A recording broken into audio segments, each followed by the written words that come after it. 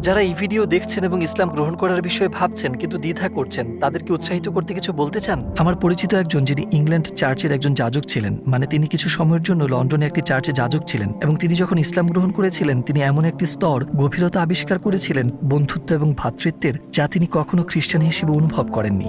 এবং আমিও সেটি আবিষ্কার করেছিলাম। খ্রিস্টান চার্চগুলিতে আপনি কিছুটা বন্ধুত্বপূর্ণ হতে পারেন বটে, কিন্তু মুসলিমদের মধ্যে ভ্রাতৃত্বের গভীরতা একেবারে অসাধারণ কিছু। বুঝলেন, আপনি নিজে একা থাকবেন না যদি আপনি ইসলাম গ্রহণ করেন, তবে আপনি পাবেন মূলত একটি বিশ্বব্যাপী পরিবার। তাছাড়াও আপনি জানেন ইসলাম কি অফার করে? আমাদের সাথে আল্লাহর সংযোগ ও সম্পর্কের সুযোগ সৃষ্টি করেছে, এবং এটাই যে আমাদের পৃথিবীতে থাকার একটি উদ্দেশ্য আছে। আমরা শুধুমাত্র ভৌতিক সামগ্রী অর্জন করার জন্য এখানে নেই। ব্রিটেনে এবং আমেরিকায় আমরা খুব ভৌতিকবাদী, যা সত্যিকারের গুরুত্বপূর্ণ তার দিকে আমরা ফোকাস করি না। একজন লোক আছেন, তিনি মূলত উদ্যোক্তাদের, ব্যবসায়ীদের প্রশিক্ষক। তিনি মুসলিম নন। তার একটি লিঙ্কড-ইন পোস্ট আছে যা তিনি গতকাল প্রকাশ করেছেন।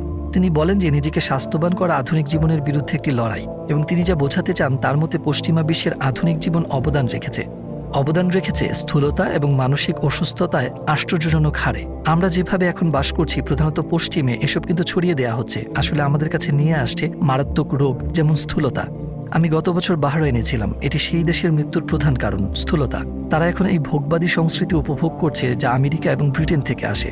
এবং মানসিক অসুস্থতাও। এখন এর সাথে ইসলামের কি সম্পর্ক? রোজা খুব গুরুত্বপূর্ণ। একমাত্র এটাই শারীরিক স্তর তথা আপনার শরীরকে পুনর্জীবিত করতে সাহায্য করে। এটি রোগের সাথে মোকাবেলা করে আপনাকে ভালো করে তোলে। এটি আপনাকে আরো ফিট এবং স্বাস্থ্যবান করে তোলে। এটি আপনার মানসিক স্বাস্থ্যে প্রভাব ফেলে। তাই রোজা নবীর সুন্নাতের অংশ। আপনি জানেন সোমবার এবং বৃহস্পতিবার তিনি রোজা করতেন। এটি সত্যিই স্বাস্থ্যকর। মুসলিমরা এই কাজ যুগ যুগ ধরে করে আসছে। মানসিক অসুস্থতার ধারণা। আমরা দুনিয়ার অতিমাত্রায় আসক্ত। আমরা টিকটকে অতিমাত্রায় আসক্ত। ভৌতিক পণ্যের প্রতি অতিমাত্রায় আসক্ত। ইসলাম আপনাকে দেয় সৃষ্টিকর্তার সাথে এক গভীর তৃপ্তিদায়ক সম্পর্ক, যা প্রতিটি বিষয়ে খুবই গুরুত্বপূর্ণ ভূমিকা পালন করে, এবং ধারণা দেয় যে এই জীবন সংক্ষিপ্ত এবং আমাদের একটা উদ্দেশ্য আছে এই জীবনের বাইরে, পরবর্তী জীবনে। ইসলাম হলো, যাকে আমরা দিন বলি, একটি সম্পূর্ণ জীবনধারা। এতে মানসিক, শারীরিক, খাদ্যাভ্যাস, আধ্যাত্মিক, অর্থনৈতিক, রাজনৈতিক সবকিছু অন্তর্ভুক্ত রয়েছে। এটি ধর্মকে ব্যক্তিগত ক্ষেত্র থেকে পৃথক করে না।